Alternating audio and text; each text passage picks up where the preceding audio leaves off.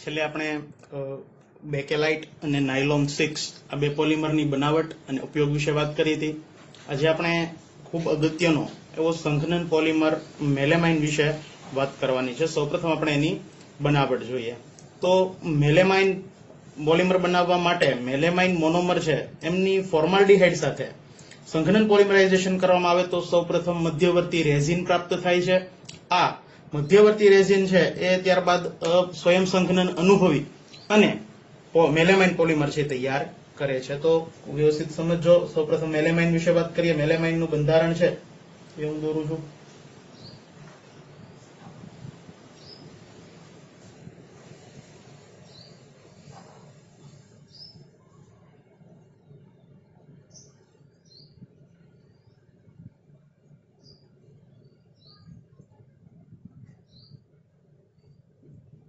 તો મેલેમાઇન એ formaldehyde HCHO સાથે સૌપ્રથમ પ્રક્રિયા અનુભવી અને મધ્યવર્તી રેઝિન બનાવે છે.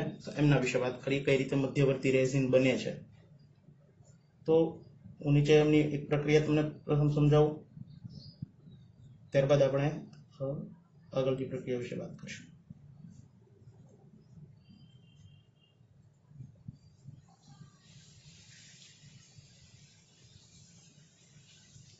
તો આ મેલેમાઇન એ અમે બે હાઇડ્રોજનને છૂટા પાડ્યા છે કેમ કે ત્યાં પ્રક્રિયા થશે. ત્યારબાદ આ ફોર્માલ્ડિહાઇડ. તો ફોર્માલ્ડિહાઇડ અને મેલેમાઇન. તો સૌપ્રથમ આ નાઇટ્રોજન અને હાઇડ્રોજન વચ્ચેનો બંધ તૂટે એટલે હાઇડ્રોજન પર ધન વીજભાર, નાઇટ્રોજન પર ઋણ ભાર. ત્યારબાદ આ કાર્બન અને ઓક્સિજન વચ્ચે એક સિગ્મા બંધ છે અને એક પાઈ બંધ છે. તો આ પાઈ બોન્ડ તૂટે છે. તો આ પાઈ બોન્ડ તૂટે તો ઓક્સિજન પર ઋણભાર, કાર્બન પર ધનભાર. તો આ H+ મેલેમાઇનમાંથી છૂટો પડતો H+ આ O સાથે જોડાશે એટલે કે અહીંયા થઈ જશે OH. પ્લસ માઇનસ સામસામા જતા રહેશે અને ત્યાં OH બની જશે. આવી જ રીતે આ નાઇટ્રોજન છે આ કાર્બન સાથે જોડાશે એટલે અહીંથી પ્લસ વીજભાર, અહીંથી ઋણભાર જતો રહેશે અને આવી રીતના મધ્યવર્તી રેઝિન છે એ પ્રાપ્ત થાય છે. તો એમનું બંધારણ જોઈએ.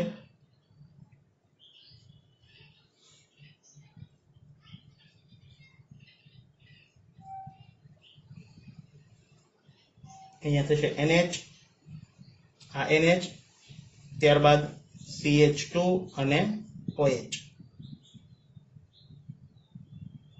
અને અહીંયા NH2, અહીંયા પણ NH2. તો આવી રીતે સૌપ્રથમ મધ્યવર્તી રેઝિન પ્રાપ્ત થાય છે.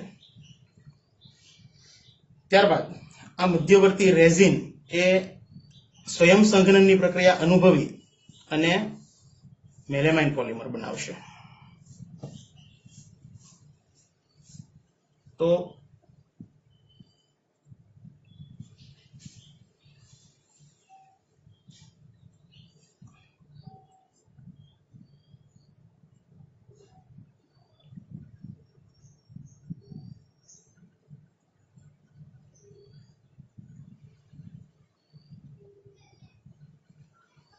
N જેટલા આ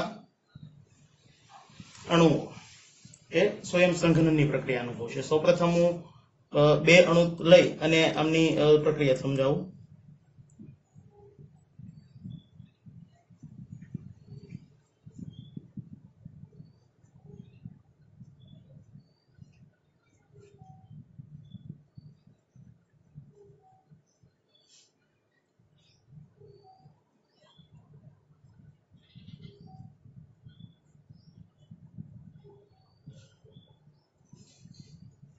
અહીંયા બે હાઇડ્રોજનને જુદા જુદા દર્શાવું છું.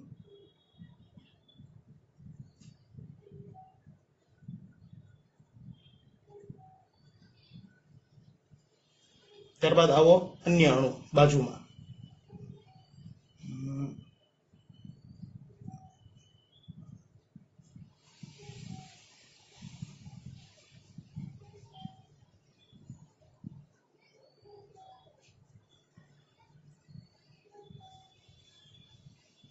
NH, CH2, OH. તો મિત્રો ખાસ સમજો, અહીંયા નાઇટ્રોજન અને હાઇડ્રોજન વચ્ચેનો બંધ તૂટે એટલે H+N- અહીંથી કાર્બન ઓક્સિજન વચ્ચેનો બંધ તૂટે કાર્બન પ્લસ OH-. આ H+OH- સાથે જોડાય અને H2O બનાવશે, એટલે કે H2O છૂટો પડશે. આ કાર્બન આના નાઇટ્રોજન સાથે જોડાશે, એટલે કે અહીંથી ઋણભાર અહીંથી ધનભાર જતો રહેશે. તો આવી રીતે આ ટાઈપના બંધ છે એ આગળ આગળ બનતા જશે, બરાબર. એટલે કે આવી રીતના આ ભાગને અહીંથી હું કાઢી નાખું, એટલે કે અહીંયા NHCH2. એવી જ રીતે અન્ય ભાગ છે આવો એ ઊંધો જો અહીંયા લગાડીએ તો અહીંયા NHCH2 આવે, તો આ H+ છે એ પણ નીકળી જાય અને એ ત્યાંથી જોડાણ થઈ જાય. એવી જ રીતના એક હાઇડ્રોજન અહીંથી નીકળી અને એ પણ ત્યાંથી જોડાણ થઈ જશે. તો આ ભાગ n વખત પુનરાવર્તન પામશે. તો અહીંથી રહેલો OH- આગળ અન્ય અણુનો H+. એવી રીતના સૌપ્રથમ રેખીય પોલિમર તૈયાર થાય અને ત્યારબાદ નીચે જે NH2 છે એમાં ઊંધા આ મધ્યવર્તી રેઝિન ગોઠવી અને OH- અને અહીંથી H+ એવી રીતના પાણીના અણુ છૂટા પડે. તો n જેટલા પાણીના અણુ છૂટા પડશે અને આવી રીતે મેલેમાઇન પોલિમર પ્રાપ્ત થશે. તો આ બનાવટ મેલેમાઇનની ખૂબ અગત્યની છે, ખૂબ યાદ રાખવાની છે મિત્રો. મેલેમાઇન છે એ ફોર્માલ્ડિહાઇડ સાથે સૌપ્રથમ પ્રક્રિયા કરી અને મધ્યવર્તી રેઝિન બનાવે છે. આ મધ્યવર્તી રેઝિન છે એ ત્યારબાદ સ્વયં સંઘનનની પ્રક્રિયા અનુભવી અને આવી રીતે આ મેલેમાઇન પોલિમર છે એ તૈયાર કરે છે. તો આ એની બનાવટ જોઈ, ત્યારબાદ એના ગુણધર્મો વિશે વાત કરીએ.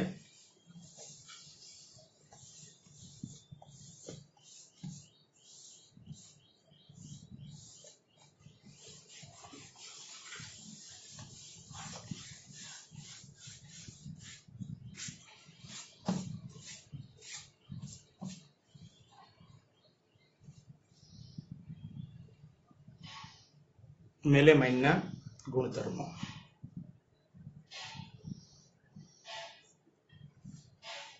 સૌપ્રથમ ગુણધર્મ છે કે તે ફોર્માલ્ડિહાઇડ વર્ગનો પોલિમર છે. તે ફોર્માલ્ડિહાઇડ મેલેમાઇન વર્ગનો સંશ્લેષિત પોલિમર છે, માનવ સર્જિત છે.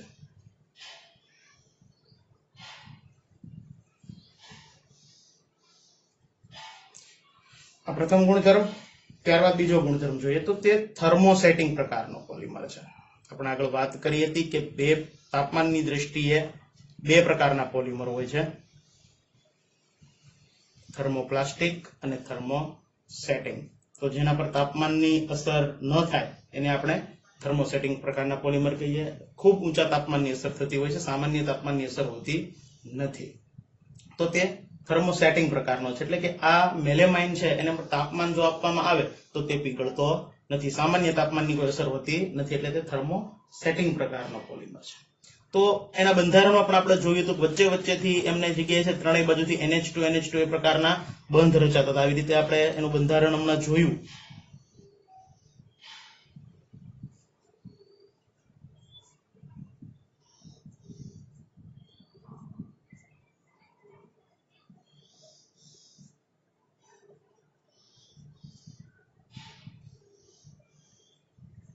તો આ ટાઈપનું બંધારણ હતું, એટલે કે અહીંથી બંધ, આ જગ્યાએથી બંધ, આ જગ્યાએથી ફરી પાછો આવો ભાગ આગળ આવી જાય. તો આ મિશ્ર જગ્યાએથી, બધી અલગ અલગ જગ્યાએથી મિશ્રણ થયેલું હોવાથી તે મિશ્ર બંધિત પોલિમર છે કહી શકીએ આપણે. તો તે મિશ્ર બંધિત પોલિમર છે. તો આ એમના ગુણધર્મો જોયા, ત્યારબાદ એમના ઉપયોગો વિશે વાત આપણે કરશું. કેટલાક હજી ગુણધર્મો બાકી છે, પણ લખવા હોય તો લખી શકીએ છીએ કે તે સખત અને મજબૂત છે, ઊંચા તાપમાન, થર્મોસેટિંગ પ્રકાર છે, એટલે એમાં આપણે ગરમ તાપમાન વિશે પણ વાત થઈ ગઈ છે. ત્યારબાદ તે ઘસારાનો પ્રતિકાર કરે છે લખી શકીએ. ત્યારબાદ આપણે કહી શકીએ કે પછડા કે અથડા તેમાં તિરાડ પડતી નથી, કહી શકીએ, લખી શકીએ, ઘણા બધા છે. તે સખત અને મજબૂત છે.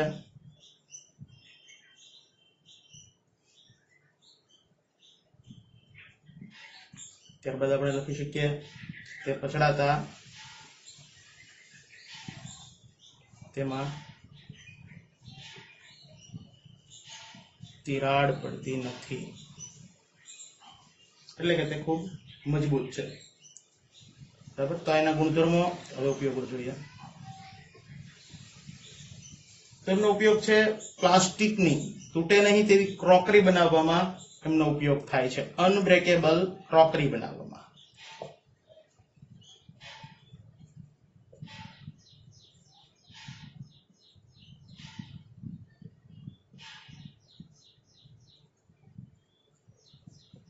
क्रोकरी घणी बधी आपणे डिश, वाटका, रकाबी, कप तो ए आवा आ मेलेमाइन पोलिमरना बनेला आवे छे के जे पछડાતા एना पर कोई असर थती नथी अने गरम करवामां जो आवे तो एमां पण एनी कोई ए पीगळतो होतो नथी। तो आवा साधनो वासणो बनाववामां एमनो उपयोग थतो होय छे, એટલે કે અનબ્રેકેબલ ક્રોકરી બનાવવામાં તે ઉપયોગી છે। ખૂબ યાદ રાખવાનું છે। તો અહીંયા આપણે સંઘનન પોલિમર છે એની વાત અહીંયા આપણે પૂર્ણ કરીએ છીએ। હવે આપણે કેટલાક એવા પોલિમર, આમ તો યોગશીલ પોલિમર કે જે આપણી ટેક્સ્ટ બુકમાં નથી આપેલા પણ નીટ, જી, ગુજસેટ જેવી એક્ઝામની અંદર તે પૂછી શકાય છે। તો જૂની ટેક્સ્ટ બુક જે હતી જીએસસીબી ની, તો એમાં એ પોલિમર વિશે આપેલું હતું પણ એનસીઈઆરટી ની બુક્સમાં તે પોલિમર વિશે આપેલું નથી। તો એવા કેટલાક અગત્યના પોલિમર જેવા કે પીવીસી છે, પોલિસ્ટાયરીન છે, તો આવા પોલિમરની બનાવટ અને એના ગુણધર્મો અને ઉપયોગો વિશે વાત કરવાની છે મિત્રો। હવે ત્યારબાદનો પોલિમર છે પીવીસી, પોલીવિનાઇલ ક્લોરાઇડ, જેનું શોર્ટ નામ થાય છે પીવીસી। પી કહેતા પોલી, વી એટલે વિનાઇલ, સી એટલે ક્લોરાઇડ। તો વિનાઇલ ક્લોરાઇડ મોનોમર આપણે ધોરણ 11 ની અંદર શીખી ગયા હતા કે જેનું આઈયુપીએસસી નામ છે ક્લોરોઇથિન। તો આ ક્લોરોઇથિન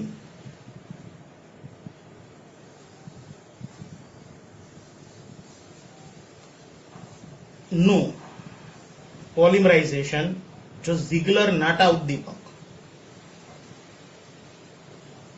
આપણે ધોરણ આમાં આગળના પેલામાં વાત કરી હતી કે ઝિગલર નાટા ઉદ્દીપક એટલે કે ટ્રાય ઇથાઇલ એલ્યુમિનિયમ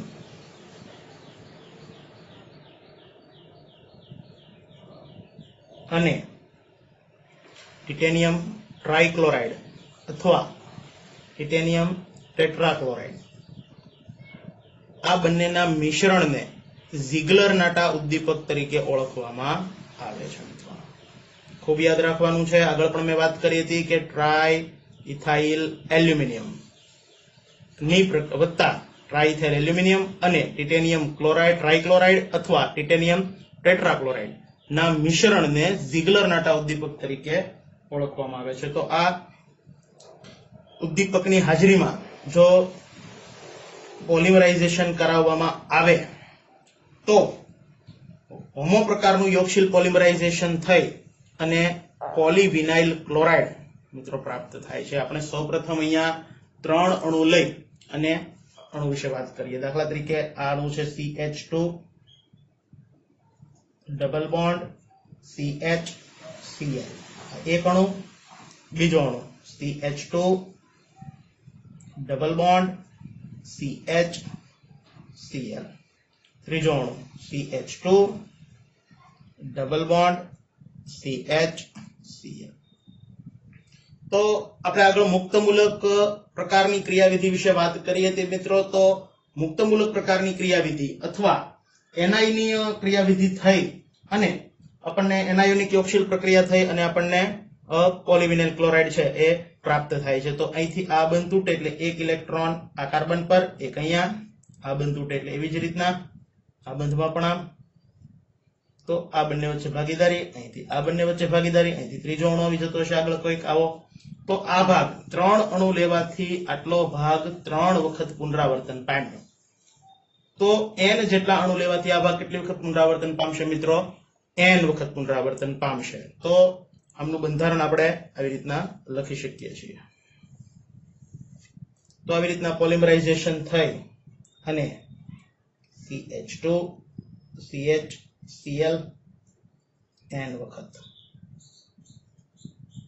અને આપણને વિનાઇલ ક્લોરાઇડ મોનોમરમાંથી પોલીવિનાઇલ ક્લોરાઇડ પ્રાપ્ત થશે।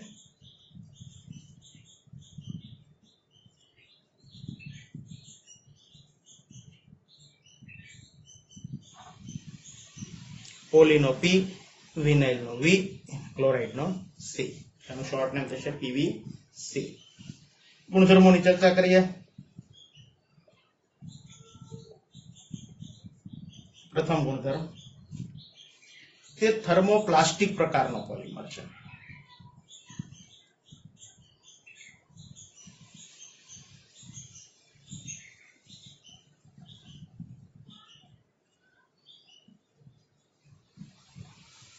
એટલે કે એના પર જો થોડું તાપમાન વધારવામાં આવે તો તે ઝડપથી પીગળતો હોય છે. મિત્રો તમને ખબર તો પીવીસી ની પાઇપ આપણે ઘણી વખત જોઈ છે, તો પીવીસી ની પાઇપને જો આપણે ચૂલામાં ગેસ પર રાખીએ તો તે ઝડપથી ઢીલી પડતી હોય છે અને પીગળી જતી હોય છે.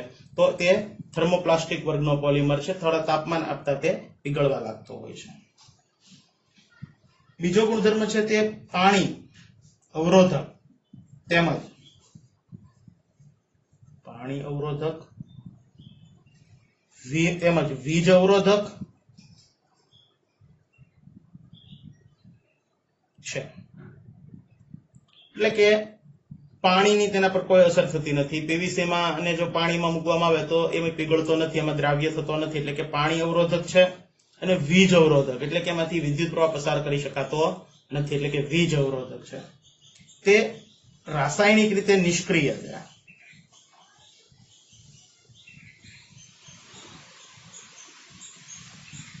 એટલે કે કોઈ એસિડ કે બેઝની પીવીસી પર કોઈ અસર થતી નથી. એમાં એસિડ કે બેઝની અંદર તે દ્રાવ્ય થતો નથી, ઉપરાંત બીજા કોઈ પણ પ્રકારના કેમિકલ સાથે પ્રક્રિયા કરતો નથી. એટલે કે રાસાયણિક રીતે તે નિષ્ક્રિય છે. ચોથો ગુણધર્મ છે તે પોલિથીન કરતા વધારે મજબૂત છે.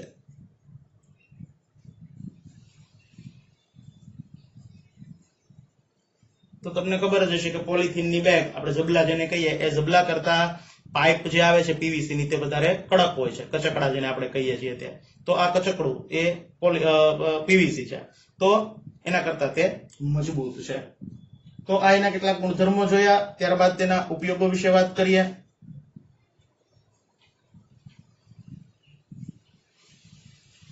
તો તેનો ઉપયોગ ઘણી બધી જગ્યાએ થાય છે, પણ આપણે કેટલાક સામાન્ય એના ઉપયોગ છે એ અહીંયા લઈએ. તો તેનો ઉપયોગ રેઇનકોટ બનાવવામાં, શેતરંજી, પાકીટ, પાઇપ, બોટલ, પગરખા, આવા તો ઘણા બધા ઉપયોગો આપણે લખી શકીએ વગેરે બનાવવામાં થાય છે.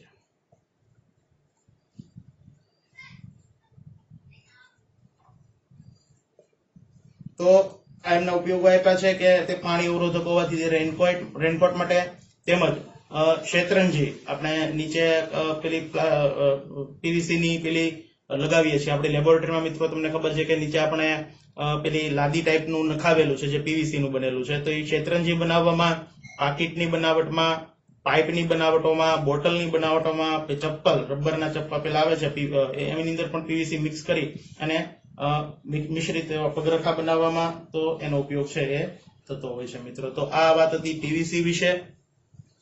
ત્યારબાદ બીજો અગત્યનો પોલિમર છે એ પોલિસ્ટાયરીન, એના વિશે વાત કરીએ. મિત્રો આના જેવું છે સેમ ટુ સેમ, માત્ર ક્લોરીન છે ત્યાં બેન્ઝીન રિંગ આવશે આની જગ્યાએ. બનાવટ બાકી સેમ રહેશે, આના જગ્યાએ બેન્ઝીન રિંગ એટલે પોલિસ્ટાયરીન બની જશે. તો એમની બનાવટ અને ગુણધર્મો વિશે વાત કરીએ. પોલિસ્ટાયરીન વિશે જોઈએ તો સ્ટાયરીન મોનોમરની યોગશીલ પોલિમરાઇઝેશન એનું ઝિગલર-નાટા ઉદ્દીપકની હાજરીમાં જો કરાવવામાં આવે તો મુક્તમૂલક પ્રકારનું પોલિમરાઇઝેશન અથવા તો એનાયોનિક યોગશીલ પોલિમરાઇઝેશન થઈ અને પોલિસ્ટાયરીન છે એ પ્રાપ્ત થાય છે. તેમની બંધારણ જોઈએ તો એમના મોનોમર છે એ સ્ટાયરીન છે.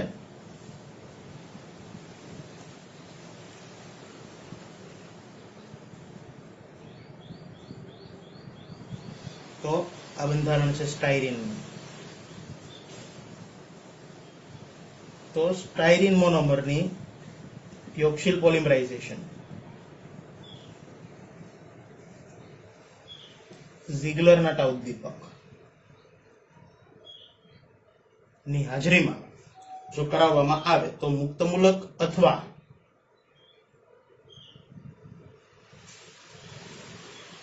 એનાયોનિક પોલિમરાઇઝેશન થઈ અને પોલિસ્ટાયરીન પ્રાપ્ત થાય છે. તો આપણે ત્રણેક જેટલા અહીંયા અણુ લઈ અને એના બંધારણ વિશે વાત કરીએ.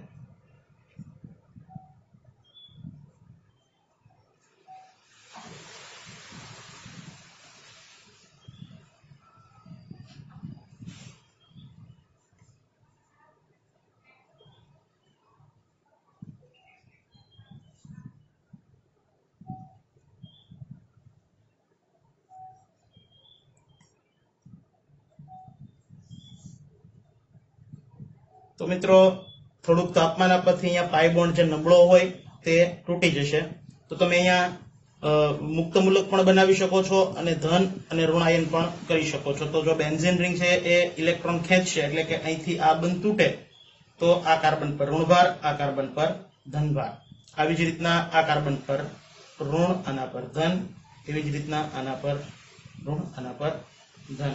અને આવી રીતે આ બંને જોડાય એટલે અહીંથી પ્લસ વીજભાર, અહીંથી ઋણ વીજભાર સામસામો. એવી જ રીતના આ બંને જોડાય એટલે અહીંથી ઋણ, અહીંથી પ્લસ. તો એવી રીતના આગળ અહીંથી આમ જોડાઈ જશે, અહીંથી આવી રીતના આમ જોડાઈ જશે. તો આટલો ભાગ મિત્રો 3 અણુ લીધા તો 3 વખત પુનરાવર્તન પામે છે. જુઓ, એક વખત, બીજી વખત, ત્રીજી વખત.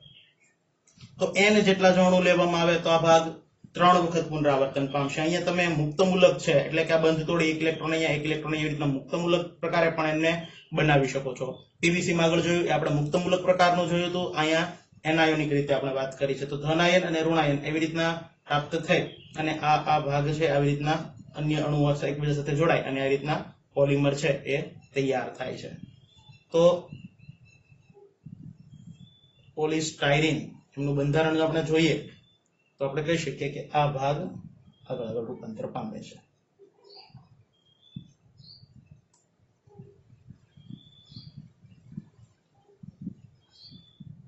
વખત તો પોલિસ્ટાયરીન. તો એની બનાવટ જોઈએ, યોગશીલ પ્રકારનો પોલિમર છે, ખૂબ યાદ રાખવાની છે બનાવટ એમની. ત્યારબાદ એમના ગુણધર્મો જોઈએ. તો તે થર્મોપ્લાસ્ટિક પ્રકારનો પોલિમર છે. પ્રથમ ગુણધર્મ તે થર્મોપ્લાસ્ટિક વર્ગનો પોલિમર છે. એટલે કે થોડું તાપમાન આપવામાં આવે તો તે પીગળી જતો હોય છે. આગળ આપણે પીવીસી વિશે પણ વાત કરી હતી, તે પણ થર્મોપ્લાસ્ટિકનો વર્ગનો હતો. આ પોલિસ્ટાયરીન પણ થર્મોપ્લાસ્ટિક વર્ગનો પોલિમર છે. ત્યારબાદ આગળનો એનો ગુણધર્મ જોઈએ તો તે રાસાયણિક રીતે નિષ્ક્રિય છે.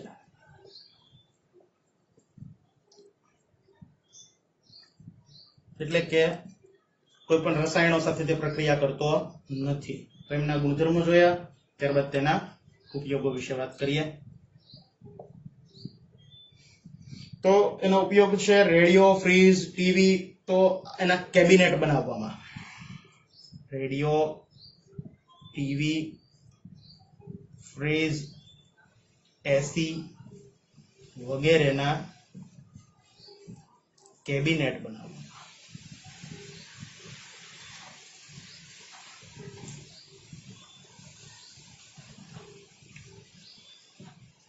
તો રેડિયો, ટીવી, ફ્રીજ, એસી આવા જે ઇલેક્ટ્રિક સાધનો આવે છે તેમની બહારનો જે ભાગ, એનું જે આખું કેબિનેટ છે, જે બોડી છે, તો આ બોડી છે એ આ પોલિસ્ટાયરીનની બનાવવામાં આવે છે મિત્રો. તો એનો ઉપયોગ જોયો. ત્યારબાદ અન્ય ઉપયોગ જોઈએ તો કહી શકીએ કે ગરમ પાણીના વહન માટેની પાઇપ છે, બેકેટ છે, બોટલો છે, એ બનાવવામાં પણ થાય છે. ગરમ પાણીની વહેવા માટેની પાઇપ,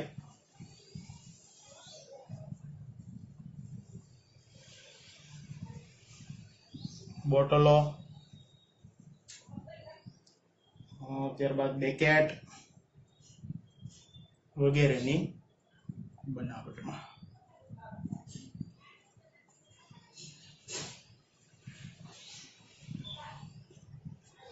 તો આવી રીતના બોટલો વગેરે, આવી પાઇપ છે, એ બેકેટ છે, કેટલાક એવા મજબૂત એવા, તો એ બનાવવા માટે ઉપયોગી હોય છે મિત્રો. તો આ પોલિસ્ટાયરીન વિશે વાત કરી. ત્યારબાદ આપણે ગ્લિપ્ટાલ વિશે વાત કરીશું. ગ્લિપ્ટાલ. તો ઇથિલિન ગ્લાયકોલ અને થેલિક એસિડ આ બંને વચ્ચે સંઘનન પોલિમરાઇઝેશન થઈ અને ગ્લિપ્ટાલ છે એ પ્રાપ્ત થાય છે. તો એમના મોનોમર છે ઇથિલિન ગ્લાયકોલ અને થેલિક એસિડ. તો એની બનાવટ વિશે વાત કરીએ.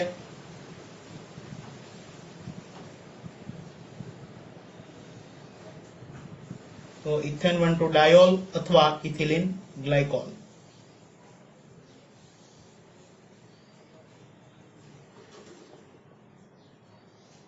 વત્તા થેલિક એસિડ.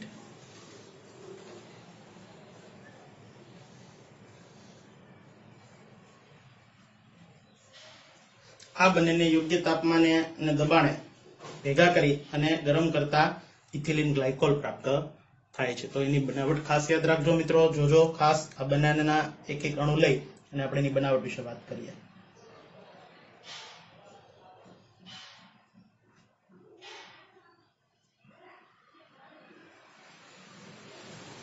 આ બંને અલગ અલગ દર્શાવું. ઇથિલિન ગ્લાયકોલ અને થેલિક એસિડ. થેલિક એસિડ માં આ ઉપરનો જે ભાગ છે તે આવી રીતે દર્શાવી શકાય.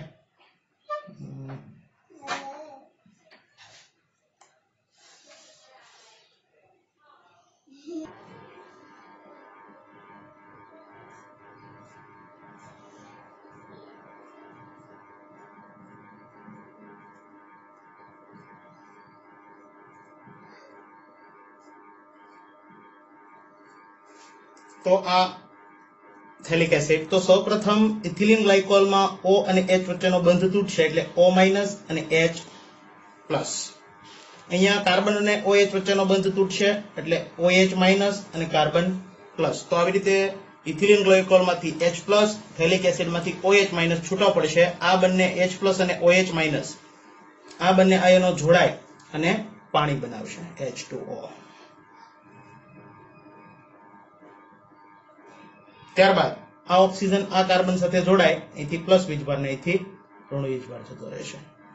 તો મિત્રો આવી રીતે અહીંથી પણ H+ જતો રહેતો હશે આગળ, અહીંથી પણ OH જતો રહેતો હશે અને આવી રીતના આગળ ફરી પાછું ઇથિલિન ગ્લાયકોલ, ફરી પાછું થેલિક એસિડ એ આગળ પુનરાવર્તન પામે રાખશે. તો આ અણુ આટલો ભાગ બંનેના એક એક અણુ લેવાથી આટલો ભાગ પુનરાવર્તન પામે છે. જો આ બંનેના n જેટલા અણુ લેવામાં આવે તો મિત્રો આ n વખત આટલો ભાગ પુનરાવર્તન પામતો હોય છે. તો આવી રીતે આ ગ્લિપ્ટાલ છે એ આપણને પ્રાપ્ત થાય છે.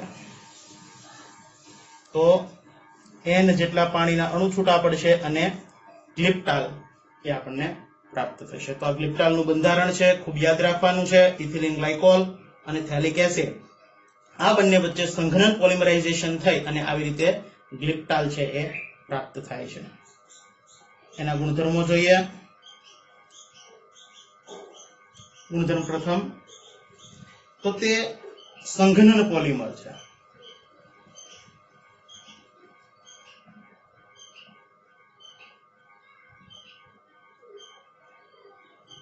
ત્યારબાદ કહીએ તો તે થર્મોપ્લાસ્ટિક વર્ગનો પોલિમર છે.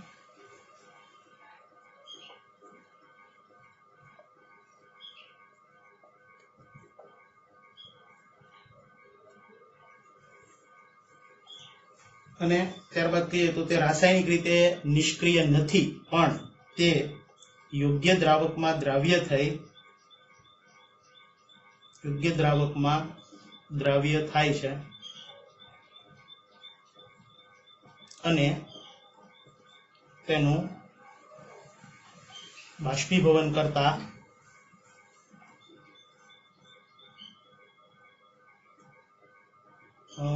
બિન સ્થિતિસ્થાપક એટલે કે ઘટ્ટ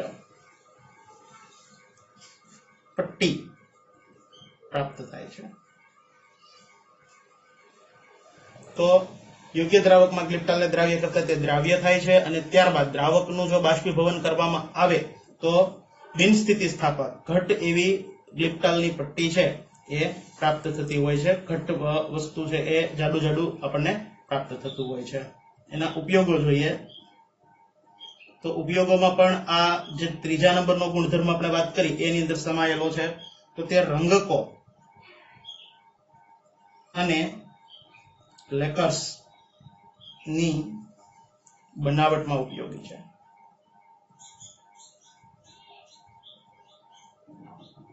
તો તમે પ્લાસ્ટિક પેન્ટ મિત્રો નામ સાંભળ્યું હશે. તો આ ગ્લિપ્ટાલ એ કલર યોગ્ય દ્રાવકની અંદર દ્રાવ્ય હોય છે, તેમાં પાણી અથવા તો અન્ય દ્રાવક મિક્સ કરી અને દિવાલ પર કલર કરવામાં આવે છે, અને આ દ્રાવક છે એ ઉડી જવાથી ગ્લિપ્ટાલ છે એ ખૂબ પાતળી ફિલ્મ એટલે કે પટ્ટી બનાવતો હોય છે, જેને આપણે પ્લાસ્ટિક પેન્ટ તરીકે વર્તીએ છીએ. અને દિવાલ છે એ આખી પ્લાસ્ટિક ચોંટાડી હોય એ ટાઈપની આખી બની જતી હોય છે મિત્રો. તો આવી રીતના એનો ઉપયોગ છે એ રંગકો અને લેકર્સ કહેતા કલર્સ, બધા અલગ અલગ કેમિકલ્સ, તો એની બનાવટમાં ઉપયોગી છે, લિકરની બનાવટમાં તે ઉપયોગી છે. તો આ ગ્લિપ્ટાલ વિશે વાત કરી. તો આપણે અહીંયા કેટલાક ત્રણેક પ્રકારના અલગ અલગ એવા પોલિમર કે જે એનસીઈઆરટી ની બુક્સમાં નથી પણ નીટ, જી, ગુજસેટ જેવી એક્ઝામની અંદર ખૂબ ઉપયોગી છે, તો એમના વિશે વાત કરી. તો ખૂબ અગત્યનું છે, વ્યવસ્થિત રીતે સમજજો. ન સમજાય તો ફરી વિડીયો જોજો, ફોન કરજો ન સમજાય તો, બરાબર. તો અહીંથી આગળ વાત કરીએ.